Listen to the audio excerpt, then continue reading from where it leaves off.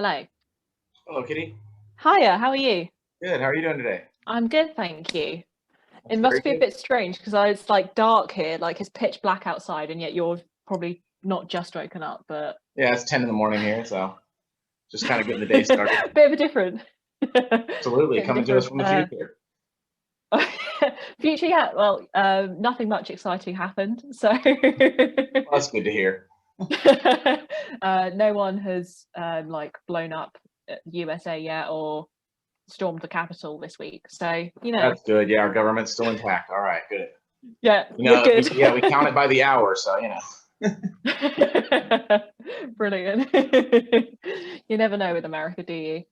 No, it's pretty wild. Yeah, it's been wild these past 4 years, but what isn't? Exactly. Yeah, I mean, it's been fairly like we're fairly okay in England. It's not as dramatic as America. It tends to be a bit more sedentary. Yeah. So could Well, be worse. it's an illusion, the dramaticism in America, because it's all for ratings. So I mean, it's an illusion. Hmm. That's for sure. It's not as dramatic out in the public talking to people as they make it seem on the news. Yeah, okay. I'll bear that in mind for if I ever think about coming to America. So tell us a little bit about yourself. So I'm Kitty. I live in England, specifically in the southeast of England, if you couldn't tell by my accent. I started doing strongman training in June 2018. Initially, I started training at the gym to like help with my body. I have hypermobility and dyspraxia amongst a few other things. So my body doesn't hold itself together very well. It tends to like to jumble and fall out of place. So initially I started going to the gym just to basically hold myself together.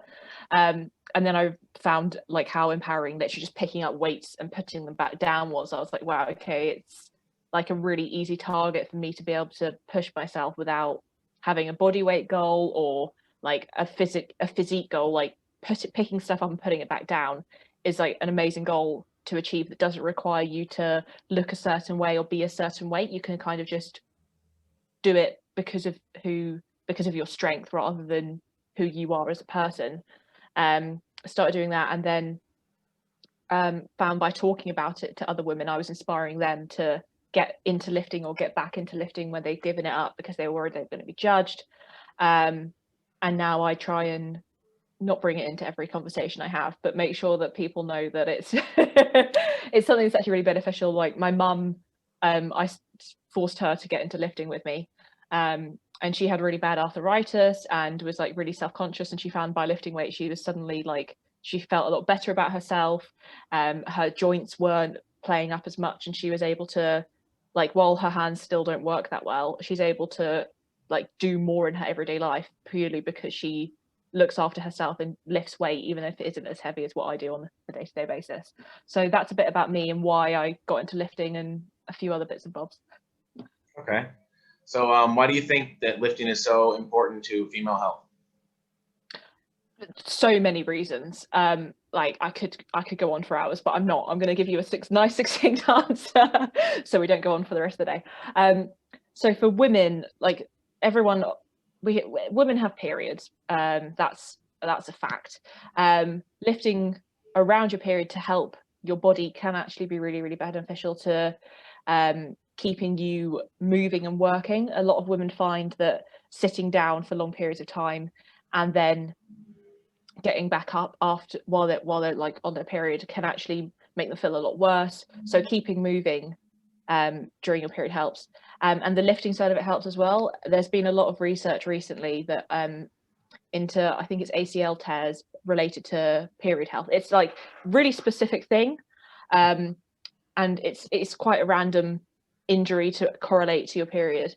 But a lot of the research was saying that because women found they were tearing them nearer their period, they were scared to lift on their period. But actually there's very little like conclusive research that says lifting on your period can be overly damaging. Obviously you sometimes do need to be taking it a bit more carefully. And it's more of a mental game when it comes to lifting around that time. But it's so important because lifting is so mentally challenging as well as physically challenging. I'm sure you can appreciate that sometimes that you think about a lift and you overthink it, and then suddenly you've flunked it and it's all gone wrong. But the mental strength that you have to be able to look at a barbell that's got double your body weight on it and pick that up carries over so well into the mental challenge of you've got some cramps and you're like, okay, I know I can do this because I've done so much more. Like, it's like I think that one of the main benefits that lifting has for women isn't just the physical being strong is good for you, but it's the mental barrier of I can believe in myself, I can push myself, and I know that I've got the confidence in myself and my body to be able to do the things I wouldn't normally do because I can't be confident in myself and who I am. That was a very roundabout way of saying it's good for you, but it is very good for you. That's great. Yeah, absolutely. The confidence building is tremendous. And I think that's a huge thing for young women to realize that lifting definitely will improve quality of life. It will not make you unattractive. That is a crazy belief. Exactly. It is, it is definitely all for positive health. And I mean, of course, people are, drawn to healthy people. So it's a very, very good thing. Absolutely. So I'm all for that. I think as well for younger women. So I started lifting when I was 18. So not super young, but not super old. But I do a lot of work with girl guiding. So I think it's Girl Scouts in America. And I found by talking to the girls about my training, they found me a positive role model. Because some of them watched World's Strongest Man on TV and they were like, oh, I didn't realize girls could do that too. And it's this amazing, you can see this light bulb going on in their head. It's not like, I know girl guiding teaches me that I can do everything that boys can, blah, blah, blah. But they actually realize that there's someone there who is doing what the boys are doing and is able to show them, actually, you can do it too. Like, I wasn't that much older than them. I've mainly worked with the girls who are 10 to 14 years old. I wasn't that much older than them, and I was doing crazy things that they thought only big men on the TV did. Yeah. So having get World's Strongest Woman on the TV, that would be great. Yeah, exactly. Like, that'd be amazing. But yeah, I think even having positive role models for girls in everyday life to show, actually, I'm someone who struggles medically, isn't always the strongest. I do have my moments. But having that people like that in lives of young girls drastically changes the way about it looks at them, because like I said earlier, it teaches them that their goals don't have to be a look or and weight on the scales. It can be a weight on the bar that you can pick up. Like, that change of, it's not about you and who and what you look like, it's about you and what you can do. Okay. So before we get too far off the topic of lifting around your period, I've heard that the adrenaline dump can be pretty tough to deal with at that time. So if you're pumped up, you get a few PRs in the gym, and you are just pumped up when you leave the gym, how do you deal with all that adrenaline? My normal way is I tend to not use caffeine when I'm on my period. Obviously caffeine, because it restricts your blood flow, it can make your cramps worse. So I try and avoid using caffeine where possible. Obviously, if I've got a heavy lift planned, I try and talk to my coach and I'm like, look, it's not going to happen. Can we just push it back a couple of weeks and try and keep it steady? And trying to lift not maximally can massively help. So kind of just regulating what you're doing. So for example, if you had a really heavy week planned, speaking to your coach or your PT and just asking, can we just regulate it? So putting physical steps in place can massively help to sort of reduce that peak and trough moment, essentially. Because I've been there when you just get home and it suddenly hits you and you're so shattered. I'm like, I just have to go and have a nap, which isn't always great. If you've trained first thing in the morning, the last thing you want to be doing is having a nap before you've had a shower and had some food. So not using caffeine, it can massively help your cramps and especially when you're moving around, you're moving your hips around, and that can sometimes give you sharp cramps when you stop moving. So if you're not doing the mobility, even some just gentle yoga for 10 to 15 minutes before you leave your session can be so beneficial, because it sort of allows you to naturally slow yourself down.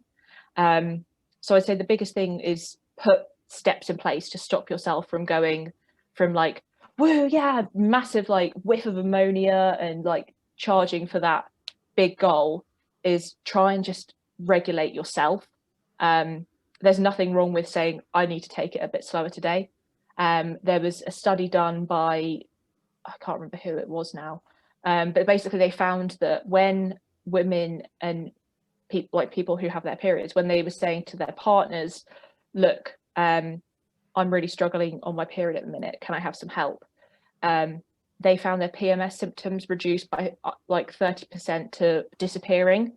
Like the simple thing of asking for help reduced that like subconscious stress so much that they weren't having those pre-period symptoms of the depression, the mood swings, the cramps and everything. It was able to help them reduce it.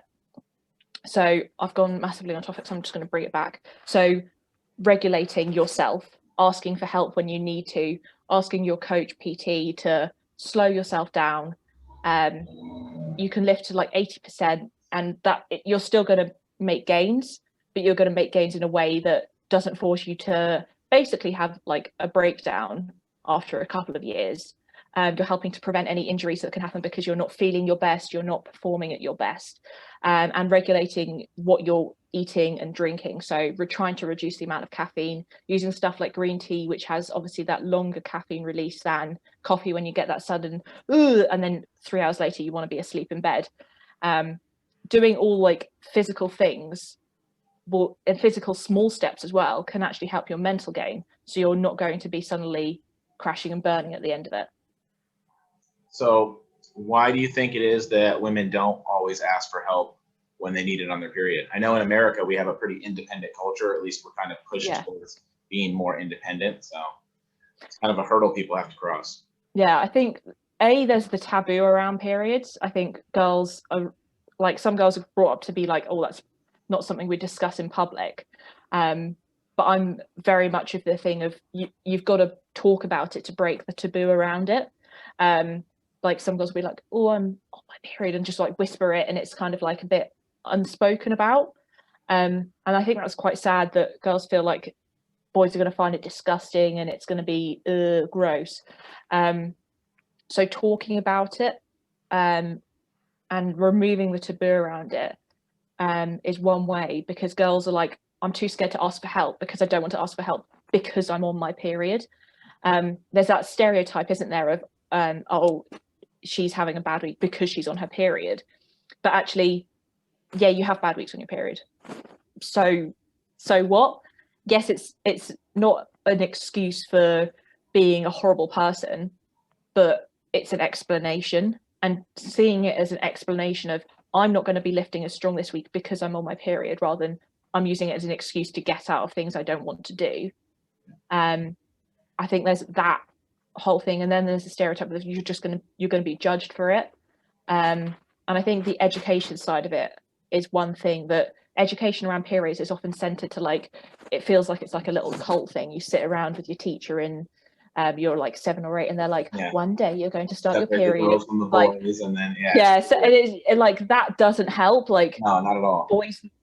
Boys need to know about what happens with girls, and girls need to know about what happens with boys, because otherwise we're going to end up in this world where this stereotype of the fact of like women lifting and women being on their periods just never ends. Like, we have to educate equally. Like, that's a huge, I think people forget that like the feminism kind of debate like includes things like that. It's, we want education that is equal for both men and women on men and women's issues. Because you see people preaching about men's mental health matters, and then the next week they're tweeting about how boys are trash. And you see like people saying, oh, we've got to protect women and create safe women's spaces, and the next week they're tweeting about how awful women are because they do this, this and this. Like, we've got to create this education space. We've got to remove that taboo around girls being on their periods. It happens and you can't stop it. So why should we pretend like it doesn't happen? And then also realizing that it's an explanation, not an excuse. Like, you can't control the fact that you have a period, so let it happen, and give yourself permission to go, I need to take it easy this week, I need to ask for help this week, and just like, don't be like, oh, I'm scared. Like, people aren't going to be horrible and come for you with a pitchfork if you say, I need a bit of help this week. Please, can you just take it a bit easy on me? As much as maybe there's some people out there who might have a pitchfork and come charging towards you, but you'd hope not. I think that's a great point. Yeah, we really need to get that discussion out there to the public and at a younger age, of course, and to a more widespread audience for sure. Yeah. And I think it's not just period. I think people are just afraid to ask for help in general about almost any problem that they're dealing with, emotional, psychological, or whatever. And, we're all animals. We have good and bad days. Exactly. It's simple as that. So what motivates you to compete? It's something to train for. That's like the main reason, is I like having a goal to work towards. And if that's a competition, then that kind of gives me that drive to be like, oh, I'm training because I'm training for something, rather than, oh, I'm just training because I want to best myself. I have like a half competitive nature. Like sometimes I'll be there like, I want to beat you all so bad. But at the same time, I'm like, but I love you really, and I really want you to do well as well. That's why that's one reason. Second reason, I guess I just want to see how far I can go. And I think competition gives you such a great space to push yourself that extra step. Like, there's nothing quite like the atmosphere of a competition when everyone's screaming at you to just get that extra step, like push yourself, get that extra kilo up, get that extra. There's nothing quite like that moment. Like I will freely admit, I sit and watch all my competition videos back like at least once a month, because I miss it. Like, we haven't been able to compete for well over a year now because of COVID, sadly. I miss it, and I miss like the atmosphere. So I'll watch them back and I'll occasionally have a bit of a cry over them, because there's such amazing moments. I think the last comp I did in September 2019, it would have been, we had a sandbag run, and I was the only girl in my weight group to get this sandbag up in the first place and get it to the end. So I got it to the end, and we had to get it over a yoke at the end. And I got it to the yoke. I lapped it, so just to get my arms around it a bit more, just to get it up. And I can hear everyone in the background going, come on, and like just screaming at me. And that moment is like, that's what I want to get back to. Like, I didn't get into competing for that, but I've stayed in competing because of it. I think the camaraderie, like, there's nothing quite, in strongman especially. I haven't seen it in many other sports, but everyone is so nice and genuinely supportive of one another. Like, competitors will be chalking each other up and sort of helping each other out, and I've never seen it in any other sport that I've either been to an event or like gone to myself. There's nothing quite like that moment of just everyone chipping in just to help out each other, and I think it's absolutely wonderful, and I miss it a lot. Absolutely. Yeah, that environment is amazing. That's why I kind of found it so amazing that so many guys are setting PR records in home gyms. I'm thinking, wow, how can they do that when they're outside of the environment where everybody's, pumping up and egging them on? Yeah. That's pretty wild. It's amazing to muster that sort of encouragement or whatever, internally. So yeah, that's pretty awesome.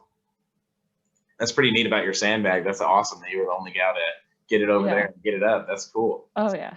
Yeah, very motivating stuff for sure. Oh yeah, that moment was like, it's probably one of my favorite competition moments ever. Like, just that the pride in myself that I did it, and like the fact that all the other girls, despite them not being able to get up, but like cheering me on and like, come on, you can do it, we believe in you. Like, I get emotional when I watch it back every time. I agree about the camaraderie in strongman. We've watched it, on Christmas, every year. For the longest time it aired on Christmas. And it's amazing that you see people that actually are happy when someone beats them, when someone pops their highest weight. And it's amazing, you never see another sport where people are like, whoa, good job, you actually lifted that weight. That's incredible. I couldn't do it, but you did. That's cool. Yeah. I love that. It's crazy, but it's so, I think that's one of the reasons I never went to any other strength sport. I was like, I want that one. Everyone's nice in there. I like people who are nice, so I'm going to just go with that one. Exactly. Yeah, we do strongman and we do a little bit of grip stuff, and it's the same thing. Grip is like kind of a subdivision of strongman, and the same guys do it, and then the same kind of camaraderie, and it's really cool. Yeah, absolutely. It's a lot different than MMA, which I used to do up until the quarantine, and a lot of guys have chips on their shoulders, and it's a little bit of a more tougher sport, a little edgy. Yeah. So I think powerlifting can be that way too. Yeah, definitely. My coach used to be a power lifter, and he said it in one of his YouTube videos. So I'm going to repeat it because if he said it in public, I can say it. And he said that he found that competitions for strongman, people were so much nicer. He literally quoted, "They're so much nicer than powerlifting." I don't know whether it's because powerlifting is just a maximal sport. I have no idea, but yeah, everyone in strongman is just nice. Like I've made friends for life by competing. Like that's just a wonderful thing to me. Like I've got a friend in Northern Ireland who I haven't seen in ages because of COVID. I haven't been able to go out and see her, but we still talk regularly, and we're planning, once we're allowed to go and see each other. And like you wouldn't get that with many other sports, that you find people who A, you can get along with, but B, you can like make really solid friends with, and I love it. I think it has a little to do with the overall body conditioning. When you're a strongman, you're strong in almost every way. And when you're a powerlifter, you're pretty much strong in these 3 specific grooves. Yeah. And that makes you really like kind of ego and like argue with the guy next to you that, hey, I'm stronger in this groove than you, or I'm stronger in this. But in strongman, it's like, well, you're strong at this, but I'm strong at this. And you're good at this, but I'm good at this. So there's a lot more that you can be good at and you can be confident about, I guess is what it is. It's just, there's a dozen things in strongman you can be confident about. You can be really bad at 10 events and really good at 2 other ones, and that's cool. It'll make you so. So yeah, absolutely. Exactly.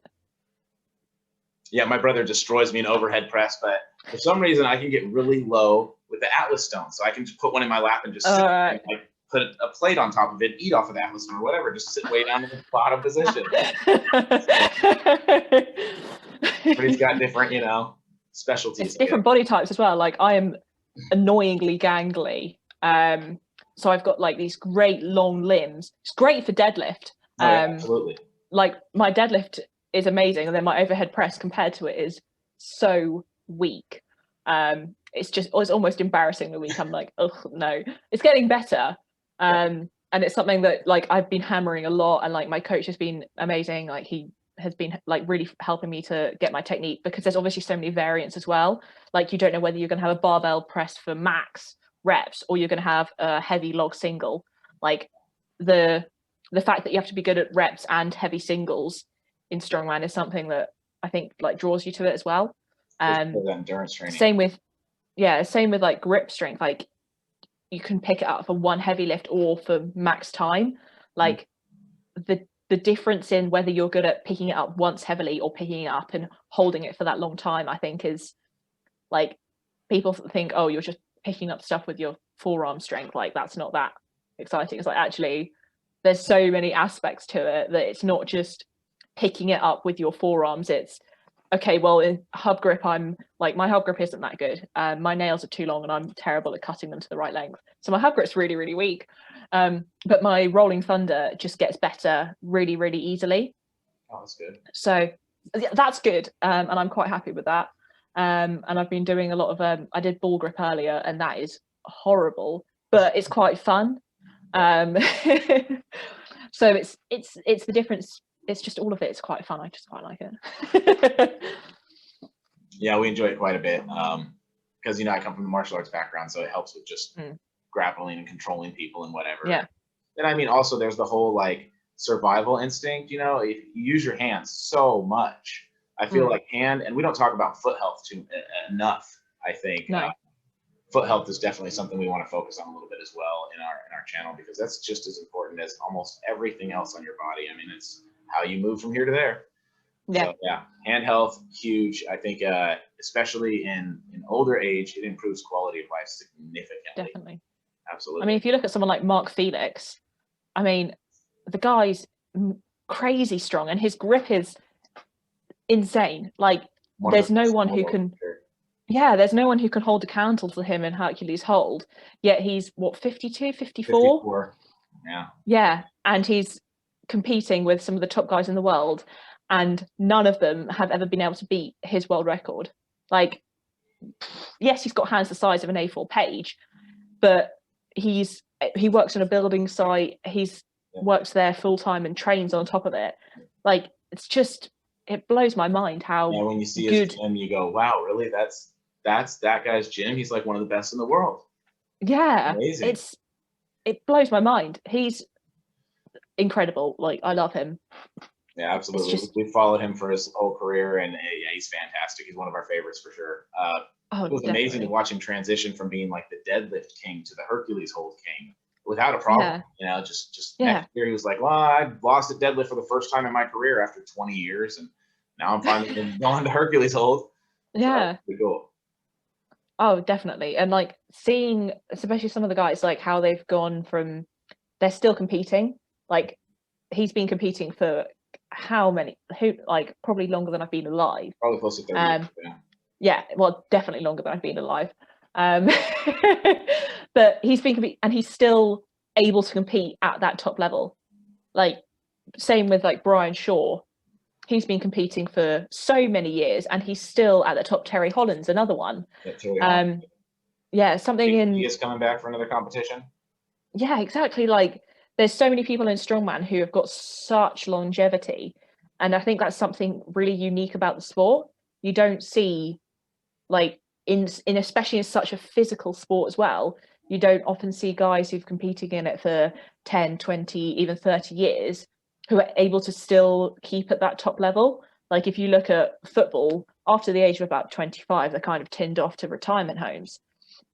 Notice That's that soccer the guys as that well. don't do quite as well in the first 10 years of their strongman, say from age 20 to 30, they're kind of just building up, really Yeah, peak very well in their like early 40s, late 30s, early 40s. And the yeah, guys that just go all out in their early 20s tend to, disappear pretty quickly. I've yeah, noticed. So I'm interested in seeing what happens with the current world's strongest man, Alexi, because he's only 23 or 24. yeah, That's so young to win it, but it was an interesting year. So it'll be neat to see yes. what happens with him. And same with Tom Stoltman, because obviously while he's like he hasn't won anything too major yet, or he's come very close to winning. Yeah. Seeing where how Luke has kind of like not petered off, but hasn't really got that much better, whereas Luke's got a lot better and better every year. Seeing how far Tom goes versus how far Luke could go will be, I think, something quite interesting. Absolutely. I think Just to Luke's keep going it, to go far. He's huge, and he's he and hasn't he's finished himself yet. yeah, and he used to be bodybuilding, so he's got that well balanced physique. Although obviously he hasn't got the muscle definition as much anymore. But I think that's going to be an interesting one to see whether Tom has to drop off because he's injured or something's gone wrong, or whether he'll hold the longevity the same way that Luke probably could. I'd like to see what Luke does after he gets the big stone he wants to get, because he's pretty kind of Mm, set on getting this 700-pound stone. And mm, after he does that, I feel like his training is going to get more widespread, and he's just going to dominate. mm, So that'll be pretty yeah. neat to see. I'm looking forward to like a revival of the Great British Strongmen.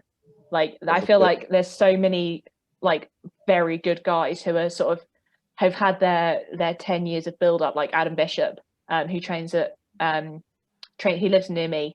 So he's I'm gonna say he's my favorite so I don't get shouted at by my coach.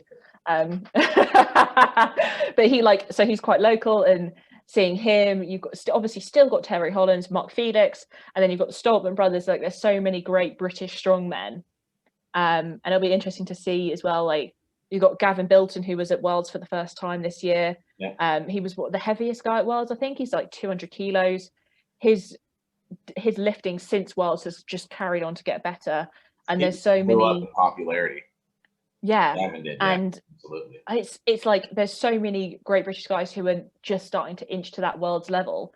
So I'm really interested to see how like much Britain pushes it in terms of performance at like the Worlds level, the Europe's level, and like the Giants Live tours and stuff. I'm like that's something I'm really excited about because obviously English like makes sense. Absolutely. I think you guys could potentially have the strongest man and the baddest man on the planet at the same time with Tyson So. Fury. Wow. Absolutely. I mean, yeah, yeah, that could be interesting. Yeah, you guys have some serious athletes going on right now. And then, of course, Lewis Hamilton, he just Yeah, was knighted and he's unbelievable. So, yeah. yeah. And then even in the female side, like looking at the strong women, like Mhm. you've got Andrea Thompson, Donna Moore, Jenny Todd. I think she's competing at some point soon, but she does a lot of coaching. We've got Chloe Brennan, who's the she's won Britain's for a bit. Rhiannon Lovelace. I mean, I can't not mention Rhiannon Yeah, I've Lovelace. heard of her. Like, she's like, she just blows my mind. Like, she did a Viper press the other day. It was like 92.5 kilos, and she's a lightweight strong woman, so she's like 60 kilo body weight. That's insane. Like, she is, every single time she goes into the gym and posts on Instagram, you know that there's going to be some kind of record broken or touched. Like, blows my mind how strong she is. I think strong women wise, England and Britain in general has got so many good women who are like pushing it and just going for it. And that's really cool to see. I just wish it was publicized a bit more. Just because there's so many good role models, and it's like, please just like talk about them and show them on the news and stuff, because they're doing so many cool things. They're breaking records. I think Andrea Thompson tried to go for the world record. Rhiannon Lovelace holds like 1,000,001 world records in a variety of events. Like, I just would love to see like how Britain does in the strong women game as well. Yeah, I think you guys have the heaviest Atlas stone on the women's side as well. Yeah, I think Donna Moore got that the Arnold's last year, I want to say. I think so. Absolutely. Like, incredible. She looked like she had more too when she did that record. So I don't know if you saw the lift, but she totally had more. Yeah. Oh yeah, and she did it for reps as well, wasn't it? I think so. Yeah. So I'd love to see that stuff like that again. And I think what people like companies like Rogue are doing for strong women is so good. Giving the equal opportunities to max out to show heavy lifts. What they did with when they did the dumbbell press at the Rogue CrossFit Open thingy hobby. When they had like the strong women come out at half time. I think it was Jessica Fillon who did she get the heaviest one? That was a couple of years ago. But they did like stuff like that to promote both the women's and the men's equally. That's awesome. Which is amazing. Like the Arnold's giving equal opportunities for the men and the women. Like, we need more of that in the sport, from like the top guys like Giants Live.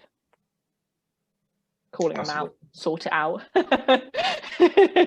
And the sport does so much for you, you know. It's such a positive sport. I mean, there's sports that, you know, I don't want to bash any sports, collision, American football sports or anything, but there's sports that don't always do the best for your body, for your brain. You don't come out of them as an older person doing well. We look at people like Odd Haugen and we realize, well, you could do strongman into your 70s and be a very healthy person. Exactly. So, absolutely. So, what is your greatest athletic achievement? If we look at, like, I'm just going to look at numbers lifted. Before lockdown, number 2 or 3. In the sometime last year, at the end of last year, I did a 175 kg trap bar. I can't work out what that is in pounds, but it's quite heavy. I'm terrible with. I'm just gonna Google it quick because I feel like I always feel bad for not knowing what I did in pounds. But the Wi-Fi's gone. Great. It was like 400 pounds, I think. Yeah, I think it's about 414. Yeah, I should have checked this before going on. But that for me was like breaking the over double body weight. 385. Yeah, 385. There we go. Huge. Very strong. I think for me, breaking the double body weight barrier, breaking like the 150, 160, and then the 170 barrier was like something. It was like a mental switch for me of like, oh, I can do this. It involved a lot of screaming, a lot of ammonia, and pendulum blasting in the background, but I did it. And it was like the last day of the gym's opening in England in October, before we had a 1-month lockdown. And so there was a load of us training. My coach was there. And everyone was just like screaming at me to go for it. So just for like athletic, like I picked up 175 kilos, but also for like the atmosphere. Yeah, like everyone was there and everyone was like, yeah, go for it. Yeah, when you think of the size of person that weighs 385 pounds or other things that are 385 pounds, you put that in your head and you go, that's like a refrigerator. That's awesome. Like I picked that up and it's like, Yeah. wow, like I did, like I think being able to say you've done something like that is pretty cool. Like my body doesn't always work as well for me. Like there was a time I did like at school in secondary school, so that's up to age 16. I did a GCSE. I don't know what the equivalent of that is in the America. But it's like a qualification before you go on to your A levels where you specialize a bit more. I did a GCSE in dance and I was spraining my ankles like genuinely 2-3 times a day. Like I couldn't walk upstairs for 3 months. So me thinking about that, like what I can do now versus what I couldn't do then. Like for me, that's an achievement in itself. I couldn't touch my toes. Like my hamstrings were in so much pain constantly. Just like my body was just broken basically. All my joints were like just all over the place, like would just pop in and out all the time. So as well as another athletic achievement for me is being able to function as a vaguely normal human in terms of like physical ability. I think that in itself is such an achievement that I've got my body to a place where I rarely sprain my ankle. I'm not in pain as as bad as I used to be all the time. That in terms of athletic achievements, I think that is the biggest one. You I've still get dislocations at all, or not? everything like not as often. I'd like my knees used to constantly hyperextend. They don't anymore because I've strengthened my hamstrings and my joints to a place where they don't need to. So what are you doing Everything for, like go ahead. no, you carry on. So connective tissues, that's like a big deal with, obviously it must be a big deal with your condition. So what Yeah, are you like doing to specially train your connective tissues? So I've had to do a lot of physio work over the years. I saw a NHS, so our free healthcare, I saw a physio from them. When was it? Probably 2015, 2016. I was diagnosed with hypermobility officially in 2015. It was like just as I was like preparing to start a load of exams, and it kind of like threw my like world around because I was like, oh, okay, well, I couldn't write all my exams, so I had a laptop and then I got people to write them for me, like a scribe. So from that point, I had to do a lot of mobility. Like it sounds strange, like someone with high mobility has to do mobility training, but you have to focus on making sure that your joints can like and your tendons and everything can work for you. So I do a lot of hamstring work, just to hold like my knees and my like hips a bit more in place, and along that with my calves and ankles. So I do a lot of hamstrings, a lot of calf work, because they help to hold my ankles. My like it's like the ball socket that my ankles in just doesn't stay together, so they can click like that. Like I can literally just roll it. It's like click, click, click. It doesn't sound good, but it's just how my body is. I have to do a lot of shoulder stability work, which like as everyone knows, shoulder stability work it isn't fun at all. So it's a lot of making sure that they don't hyperextend at the top. So I'm doing a press at the top, my shoulders don't fly all the way back and pop out, or that. Don't let them yeah, like a lot of floating and like overhead farmers. I don't know if you've ever done those with an upended kettlebell. So you put the kettlebell in your hand like that and you don't let it flop and you walk around with it above your head. Like they kill. Absolutely. Like you don't need bottom up, you don't need a huge in grip for with kettlebells because the wrist, the wrist strength it gives. I think like that's where like the grip training like concept helps as well. Like I can't write very well at all, okay. And I don't write for more than like 10 minutes a stretch. Like everything is typed, and I'm so happy I live in a technological world. But it means that grip training means that I can cook without like being in pain, and I'm not like my hand isn't falling off like from like using a mixing bowl or something. Like I don't have to use a mixer to stir the random brownies I've made at 2 o'clock because I'm hungry. Like it means that I can kind of function normally. Like genuinely grip training is functional for someone like me, so I can actually like use my hands for like everyday tasks that people are like, well, you should be able to do that, like you go to the gym. And I'm like, I can't hold a pen for like 10 minutes without being in pain, but I can hold a pen for 10 minutes without being in pain because I train it, and because I make sure that my hands are in good health. Like you were saying about hand health and how important that is. Oh my goodness. Like if my hands weren't healthy, I wouldn't be able to type all day. Simple as. Yeah, it pretty much ruins your life if you don't have the hand health. Definitely. So on the opposite end of the spectrum, what's your greatest blunder or injury? I've been quite lucky, and I'm gonna touch wood and touch everything. I haven't had too many major injuries. Like I drop things a lot. Yeah, exactly. We'll do everything. I dropped a plate on my toe in the first lockdown in like April time, and it was like bruised and like it was disgusting for like 4 weeks. You're lucky you didn't break it, honestly. Yeah, I don't know if I did, but I never got an X-ray because we were in the middle of a global pandemic, and I was like, I don't want to go to a hospital. That's probably like the worst thing I've done recently. I managed to like. We're saying we don't want to go to a hospital when we have something wrong with us right now. Yeah, that's like a weird thing to even put in our minds. Yeah, right now. Yeah. Yeah, no way. I genuinely haven't got too injured. Like I cut myself on like kegs and like farmers handles and stuff quite a bit. Like I've had random bruises. Duck walk bruises. I don't know if you've ever done duck walk and got the bruises from them. Oh yeah. Never. I learned to put my like pinky finger around the edge of it, so the thing that touching the inside of my leg was my pinky finger rather than the really hard metal that causes these huge disgusting bruises that take like 3 weeks to go away. Yeah. I tend not to. I've never like failed a terrible lift so badly that I've like thrown it across the room or massively injured myself to the point of like needing to go to hospital. So I'm quite lucky. So again, I'm going to hold on to the thing. I haven't done anything too bad. I've just generally clumsy. Well, I mean, obviously you have a higher sense of body awareness because of your condition. Do you think that's helped you avoid injury?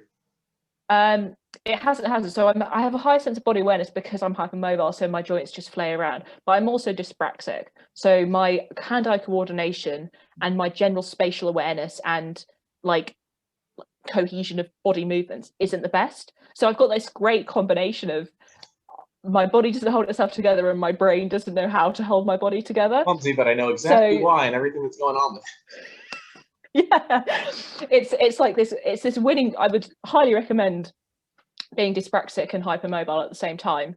It's a winning combination for just tripping over. Yeah, tripping over, falling over, not knowing whether you're holding something in your left or your right hand. And like when I put wrist wraps on, it says left, and I have to double check quickly. Like I'm like, yeah, that's my left one. Putting it on the right side, not the right side, but yeah, you know what I mean. So that's like, I think just every day I will fall over something. So that's like my life is just one big blunder of just tripping and falling into things and walking into door frames that I know are there. Wow, it's something to have to deal with, I guess.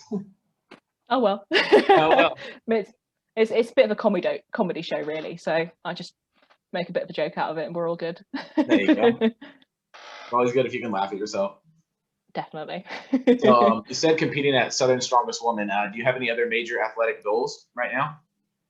I want to get like a body weight and a bit deadlift, double body weight and a bit deadlift this year. I'd love to be able to do that. I want to get like I don't know if this is unfeasible, but like over 50 kilo rolling thunder, like for reps and for time. I'd love to be able to do that. And I want to. What are you at now on that rolling thunder? I feel like I got like 42.5 for 4-second holds the other day. So like I'm in a good position, but I don't train. Yeah, so it's getting there. I'd like maybe like 60 kilos by the end of this year, if COVID permits. And I'd also love to have a 100 kilo farmers, like each hand, at some point soon. Like farmers, even if it's only for 10 meters, I want to be able to do it. So that means getting my like trap bar pickups up really good. Yeah, that's 200 kilo farmers, 100 kilo each hand. Yeah. That's a big goal. That's awesome. Yeah. So that's like one I want. I've said to myself, like, long-term goals, I'd love to have like a world record in farmers. Like I've got the body for it because I've got massive long arms. So I'm like, one day I want to get that. It's a while off, but we're working on it. Yeah, I've heard the long arms helps in farmers as it spreads the weight out a lot more. Yeah, and because you've got less of a pickup to do, That too. it means you're not having to like basically like or more than deadlift it up. But that's a bit of a more of a long-term goal. Maybe some grip world records along the way, but we'll work on them. We had a gal set a grip world record at our gym, at our garage. Oh, really? Which one? That was Chris Newell. She set the flask world record in the 130 pound underweight class. She wow. Good two-hand pinched like 103 pounds. Wow, yeah. That's really, really good, especially for like the lightweights as well. Yeah, like that's really, really good. I'll put that on my notes to. Yeah, she held the beater bar record before she came over for that one. So that's the rotating pull-up thing, handle thing. So she did the most rotations on that for men or women, just period. Wow. And she came over here and she's getting into grip sport and just, totally dominated. I mean, I only pulled like 140 pounds on the flask. So I'm looking at her at 130 pounds, little woman, 130 pounds, like right there with me. And I'm going, oh man, are you kidding me? This is awesome. Good job, That's so good. Yeah, that's incredible. I'm going to have to find her on Instagram later. Yeah, absolutely. Yeah, she's up there. I'll send you a link to her. Oh, thank you. Yeah. I'll keep an eye out, So, what are some lifestyle habits that you subscribe to that help you stay healthy and fit? Sleep. I know that's like a cliche one, but I like sleeping. I'm good at it. I would say it's probably one of my greatest skills is being able to sleep. But like I'll sleep for like 8-9 hours a night. It sounds weird calling it a skill, but it really is. A lot of people have so much trouble sleeping. Definitely. Like, you can actually just put your head on a pillow and be out in 10 minutes. That's a skill. Yeah. I'm not always good at falling asleep, but once I'm asleep, I will genuinely probably could sleep through World War III. So deep sleeping, forcing myself to rest. I feel like that's quite like a strange one. I think a lot of people, when you're in strength sports, you feel like you constantly have to be doing something. You were like, I really want to go to the gym. I really want to train, like go for a walk, like do something. And I feel like people who do strength sports, like because it gives you such a boost of like serotonin and everything, that you constantly want to do it. So I think forcing myself to go, actually, I'm not doing anything today. Yeah. I'm just gonna rest, even if that means eating some food, like walking up to the shop and back, like an easy like stroll. I think that's such an important one that doesn't often get spoken about, like not training and purposely not training is such a just amazing. Like sitting down and I mean, I watched The Office in a month because it came onto UK Netflix on the 1st of January, and I finished it a couple of days ago. I did cry once I finished it, but like I would force myself to rest by watching that, like allowing yourself to have those moments of going, I'm not doing anything today. That's a massive one. I think that a lot of people don't do enough. They'll be like, oh, I'm not training today, so I'm going to go for a bike ride instead, or I'm going to go for a long walk. Like throw a football around or something. I see that all the time. I'm going to go play some basketball because I'm not training today. Well, actually, that's training. Yeah. Like stay like obviously like COVID has forced people, I think, to rest a lot more, but now people are also itching because you're stuck at home that they want to go out for that bike ride, for that walk. But even if you train 4 days a week and 1 day a week you don't do any other exercise apart from maybe going for a quick walk around the block just to clear your head, like that is huge in itself. Like just allowing your body to not do anything and just to like rest up very, very well. It like that was a game changer for me, was slowing down. I think COVID forced me to do that as well. Like the first lockdown, when we weren't allowed to like leave our houses, we weren't really allowed to go out for more than an hour, a walk a day. Like that first lockdown really forced me to actually rest and like learn how that works for me. I'm not sure what like the lockdowns were like in America compared to over very here. similar. Yeah, we're still in lockdown right now. What they're getting the vaccine out, but the numbers are low, and we have a lot of mutated strains coming up, and the cases are higher than ever. So it's actually like the most important time that people stay put. Yeah, but I think that like it's a horrible thing to be in the lockdown, but if there's one thing I think it's taught a lot of people, it's you need to rest sometimes. Like in the first couple of weeks of lockdown, in fact the first few months of lockdown, I slept so much. I was just constantly tired, but I just let myself sleep. I was like, clearly if my body is tired, I need to sleep. Like even after a day of work, like I work from home, I had to go and have a nap. And I was like, you know what, if my body wants me to have a nap, I'm going to have an hour nap, and then I'll have some dinner and go for a walk just to get out of the house today. But I think being forced to slow down, being forced to rest has been such a good thing. And I hope people feel better for it. Oh, absolutely. Yeah. It's something I think we're going to study for the next, I don't know, 2 decades or so, is what happened to people during this lockdown, like psychologically. Yeah. It's really interesting. A lot of people got anxiety at first, and then after a few months of being in it, they got a sense of calm and peace, just knowing that, there's nothing they can do. So eventually you just subscribe to it. You succumb to, this is the situation at hand. So now I'm going to do the best with what I can in the situation at hand. And it just took a few months for people to kind of get there. But it's really neat how the level of anxiety in the overall culture lowered after months into the pandemic versus now it's actually picking back up now that, the vaccine's out and the weather's getting good again. I know in England, the weather's pretty similar to how we are in the Pacific Northwest. So yeah, we're in the dreary season right now, but of course, come March, April, May, people are going to want to get back out there and party up and have fun again. So we'll see what happens with that. Hopefully something good. Yeah. So are there any training techniques that you've stumbled upon that have given you a big edge up against your competition? Again, this is going to sound so cliche, but finding a good coach. Like it's not necessarily a training technique or like something specific, like I will always warm up my hamstrings first. Like it's not something specific like that, but having people like my coach, like Ben, he's amazing. Like I love him. He's absolutely brilliant. Having someone on your side that you can talk to on not just about like your training days and how they've gone, but if you're just having a bad week, having someone that you can be like, look, I'm having a bad week, it might reflect my training, and not feeling afraid of that. We were saying earlier about like asking for help when you're in your period. I can do that with Ben, and it's like there's no embarrassment or shame around it. I can be like, look, I'm not having a great day. Can you just give me a hand just to even load the bar up? And that like changed my training. Like when I first was working with Ben, I was like scared to go to the gym in terms of like the weight I saw on the program. I was like, I can't do it. And he got me to believe in myself. So having a good coach and someone who's on your side is like, for me, is the biggest game, like thing that got me ahead in my training.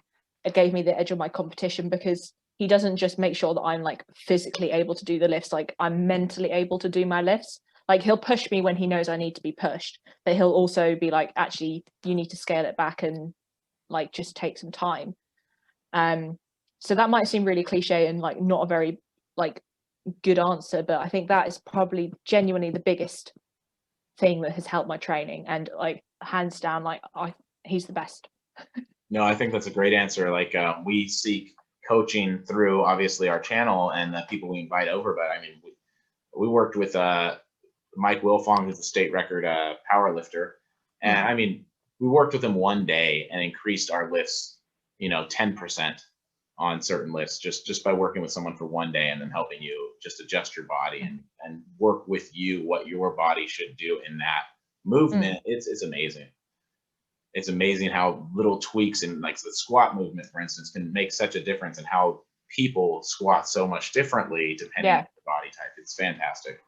So I agree. Having a coach is tremendously beneficial. Definitely. For sure. And who's your coach? Ben Glasscock. He used to do powerlifting. He now does strongman. He's very good at it. I'm hoping to be able to, like, in the next couple of years, be going to see him at England's and cheering him on. So I'm looking forward to that day when it happens. But right now, I'll cheer him on from Instagram comments. That's awesome. That's great. So what's he competing in? So he used to do Southeast. He got to like Britain's level for powerlifting. He won like a regional comp over here for strongman. But obviously all the big comps and everything and the big qualifiers haven't really happened. They've all been online. So he's just done the onlines for England's Strongest Man. So I was going to ask, is he going for Britain's Strongest Man? That's cool. Oh, one day, yeah, one day. That's awesome. Yeah, because he trains a bit with Adam Bishop. So I'm just waiting for the day that they compete at the same competition. I can go along and scream for Ben and be like, yeah, come on, Ben, beat Bish. Absolutely. So yeah, Eddie Hall, obviously he's a huge proponent for strongman, and of course English, and he seems to be the guy that's getting the most attention online for pushing strongman sport forward and talking the most. How do you think how's that benefited strongman in England? How has that changed everything? Is it more popular now? People will know what strongman is because of him. Absolutely. I'm not a huge fan of him personally. I think his ego is too big for his own head. People who know me well enough will know that I don't like him that much. I think his acceptance of a boxing match, though, isn't a good thing for the sport necessarily. This might be like quite a controversial opinion, but I think it's detracting from where they've come from and their roots. It's kind of going, and it's also detracting from boxing. Like, as someone with a martial arts background, I'd be interested to hear what you think on it. Well, I can tell you a little bit about what I think about it. I think that it definitely is a slap in the face to strongmen that they need to get more money, more prize money in the sport. Because if two strongmen are willing to put their body on the line and beat the crud out of each other in the ring, and they're not really trained to do so, and they're doing it only for money, it tells you that the Rogue and other big companies need to step up and sponsor some events and get some more prize money in strongman. That's what I personally feel about it, because I had a lot of concussions in MMA and in martial arts and whatnot, and that's part of why I don't do it anymore and why I've transferred over into grip. Because with a year off and a year out of the ring, I'm just not going to be the same.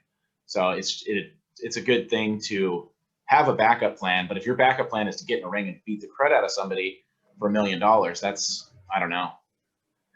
Yeah. I think it's an interesting one for boxing as well as a sport, because it's kind of become like the sport that people do when like, oh, let's make a load of money, we're going to box each other. Like when Cole the KSI Logan Paul, like that was kind of, I think, the first one where people were like, it's become like a celebrity sport now. The Mayweather McGregor fight, which was totally a joke, because there was no chance that McGregor was going to be able to compete with Mayweather.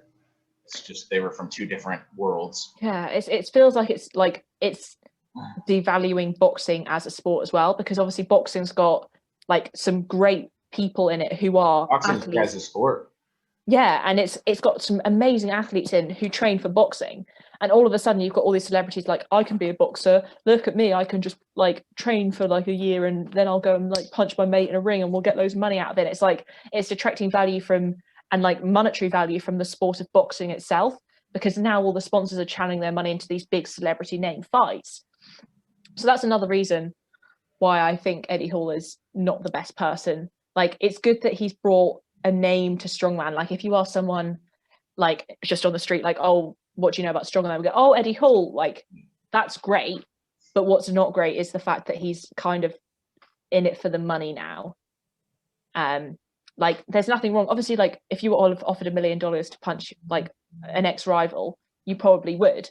Yeah. But I would have liked him to have some more, like, I don't know, like something about him to go, actually, can we do like a head-to-head strongman competition on things that we're both equally good at? Because like the Shaw Classic and Big Z just started that event as well. I would have loved to see Eddie Hall. Something like that, like Eddie Hall versus Thor 1-on-1 in a strongman competition. Like, who's to say the money that he gets from the match won't eventually lead into that, hopefully, you know? Hopefully. I mean, I'd hope. But I would have loved to seen that over a boxing match, because I don't really care about seeing the two of them punch each other up. But I would be much more interested to see them go head to head in a strongman comp, and they could bring money and a name into strongman rather than bringing their names for themselves. They've done it for themselves rather from the sport that helped them to get where they are. Yeah, absolutely. For sure. And I think that you're right, it does devalue boxing. Unfortunately, boxing has kind of moved towards they want ratings. And you see 400-pound dudes that are just Goliaths in the ring. That's exciting. If you're not a huge technical boxing fan, that's exciting. You're going to see guys slug each other. Now, the downside to the sport of boxing and like viewership is when you actually get two guys that are technically fantastic in the ring against each other, it's so boring. It's so boring because they can't hit each other. They can't do anything to each other. It's just this technical match of trying to find one spot to try to get in just one or two little hits here or there, because they're just so technically sound on their defense and their movements that it's just boring. So yeah, unfortunately, those celebrity fights tend to bring in a little excitement, even if injuries that are completely unnecessary. Yeah. Definitely. So if you could start your training over again, is there anything you would do different?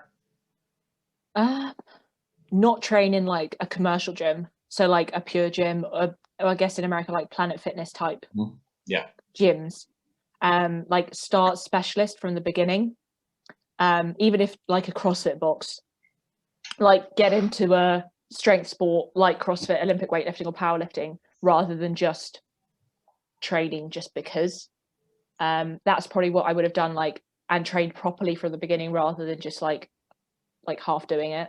I think that would have been the biggest thing I would have changed. I've heard that from a few people that wound up getting a coach. They said, wow, the years that I wasted without a coach, that's what I would change like right away, is all that time that I spent looking up programs online and then trying them out, seeing if that would work or not. So what's the most important piece of equipment in your home gym and why? My home gym is like a bit random. So in the first lockdown, it was sunny outside, so I was able to train on the patio. And funnily enough, the most important bit of kit I had was a puzzle board and some kitchen lino. So it was this big bit of wood and some kitchen lino, because it meant I had a flat surface to train on, so I could wear my lifters and train on this flat surface that was non-slip. So it's very random, but the gym flooring that I had out of an old cut-off and a random puzzle board. That's awesome. That's a great idea. Yeah. No, we're Everyone all needs DIY stuff and inventing stuff. That's fantastic. Yeah, it was such a simple thing, but it meant I could use the lino as like a warm-up mat, and then I just folded it over the board, and I suddenly had a lifting platform, and I didn't have to spend any money on it, because I hate spending money on things that I'm only going to use for like maximum of like 6 to 12 months. Yeah, I think a lot of people kind of discovered how uneven the earth is during this quarantine. We're all looking for a flat spot to deadlift or something. We're going, oh, this is crazy. I didn't realize that my driveway was so uneven. So yeah, there you go. So what advice do you have for the average person that's trying to get fit and healthy at home? Don't worry too much about the weight on the scales, and like look at make sure you're fueling yourself right and doing something like basically every day. Like if you're not lifting heavy, you don't need to like do them as much rest and recovery. Like if you're going for say a 3 to 5 mile walk a day, you don't need to necessarily take like 3 days off a week to recover. You may need like 1 or 2 days off. So little and often to begin with. Don't think that you can suddenly go into like this 21-day, hour-a-day workout program. Like you're not going to be able to. I wasn't able to. Like no one can. You have to build yourself up and fuel yourself right. Don't do fad diets like your Slimming World, your Weight Watchers, your keto, paleo, all of those things. They're not going to work.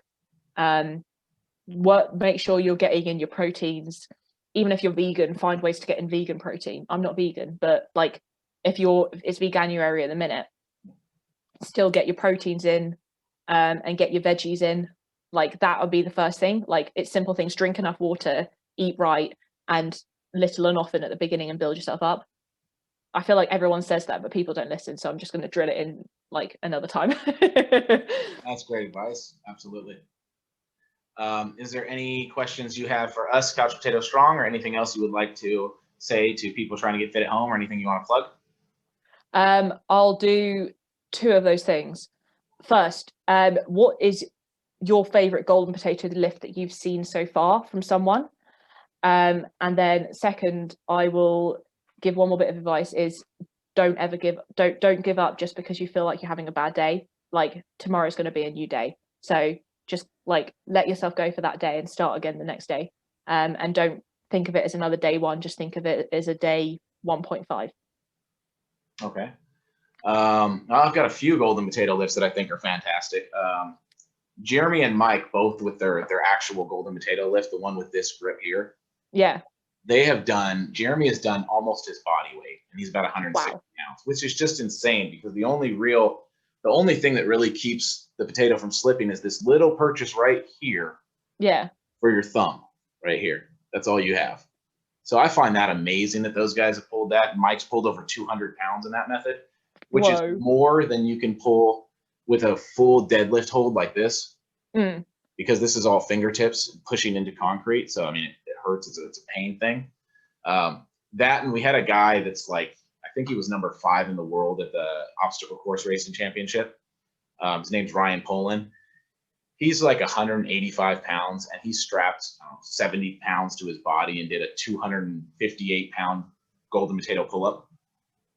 What? So he had strapped, 75 pounds or something like that, and did a pull-up with just his fingertips like this, with these things hanging and swinging. Wow. And that's amazing to me. I mean, I can do 10 strict pull-ups and can't do a single one on the potato. So someone that can do a weighted pull-up. Yeah, and he can do like 12 reps or something with just his body weight. It's amazing. And he's one of the bigger guys that have come over. He's almost, he's over 180, maybe 190 pounds. He's one of the bigger guys for sure. He's not a 140, 150-pound guy that you expect to bang out a bunch of pull-ups. That's incredible. Yeah, absolutely. So there's actually one of the top grip guys in the world that recently heard about that feat, and he's like, I wonder if I could do that. Might go next. Like, oh, all right, that's cool. That it's neat to know that there's a local athlete that didn't know how great he was at grip, that realized, like, some of the OCR guys didn't realize how good they really were at grip until they went into a grip. And one of the guys that was a pretty decent OCR guy who trains, he went into grip and got like 8th place in the world at the King Kong. Wow. Jeremy Kaufman in his very first grip contest. That's incredible. So it was just because they're just grabbing and swinging their bodies all day long. Yeah. They're developing some crazy grip. Like you see it with rock climbers, I guess, like because they're just like holding on with like sometimes just like 2 fingers onto these tiny little things. Like their grip is incredible, but because they don't think about, I could do a rolling thunder, I can do a hub grip, I can do, or like a horn grip. Like they don't think about that as like something else that they can do. Yeah. So yeah. Absolutely. We've seen some of those guys, because their contests have been ceased in the, in their competing world. We've seen them come into grip and start doing stuff in their home gyms and showing it off on Insta, because it's something you can still do that's popular, that's fun. And boy, some of them have done some crazy stuff. Okay, so what was your other part of that? You said you were going to do 2? I was going to say the other one is like, what's something you want to see happen with the golden potatoes? Like, what would you love to happen? I don't know that grip sport will ever get to the point to where it's like a big legitimized sport, only because hand size makes such a big difference. And so does like being able to texture your implement. And some implements are a little more rusted than others, and it'd be hard to have perfect surfaces on everything. So I just don't think that's going to become the thing. But I would like the golden potato to just spread out and get people talking about handheld. It's a conversation starter. It's just a fun little thing. Yeah. It's never going to be like an official contest. It's always tongue in cheek. The records are tongue in cheek because every potato is a little bit different. So what we just like to see is like a more people talking about it and just talking to other people about it and getting them, thinking about their lower arm strength and just overall health. So yeah, that's all we really want with it. It's just fun. I think that's quite a good goal to have with it, to be honest. Yeah. Exactly. Absolutely. Yeah. It's just silly, it's just a little cheeky thing. It's just yeah. It's a golden potato. Like, come on, guys. It's not. Yeah, like like you said, it's a great conversation starter. It's a great way to encourage people to think a bit differently about hand health, I guess, as well. Like, you can pick up a golden potato and that's going to help your hands. Yeah, exactly. Who knew? Who knew? You know, it's just fun. Absolutely. That's the whole thing about it, is just we're just trying to get people to enjoy working out. That's all it is. So yeah. I think that's a very, very good goal to have. Is there anything else that you wanted to ask us about, or not that I can think of? You want to throw out? I can't think of any. Covered it pretty well. Yeah, I think we've covered everything. I mean, if like the one bit of advice is also would be to just eat the ice cream or eat the cake. Like, don't feel like you don't have to. Like, yeah, exactly. That would be like my one last thing to say. I remember. I don't know if you remember the little kid that was really ripped, little Hercules, Richard Sandrick. He was like a 10-year-old kid that had a six-pack and was ripped to the bone. And I remember he was on like some 20/20 special. They were talking to him and they were walking by a pizza place and he refused to get a piece of pizza. And I was like, he's a 10-year-old boy. Come on. Just eat the damn pizza. Yeah, exactly. Eat the pizza. Well, on that note, I think that's a pretty good spot to end. So, yeah, have a wonderful day. Thank you for joining us. Absolutely. Thank you so much for having me. It's been an absolute pleasure. All righty. Well, take care. We'll get this up tomorrow and we'll post all about it. You gave some sound advice. Thank you very much. I'll share it all around as well for you. All right. Take care. It's nice chatting with you. And you. Bye.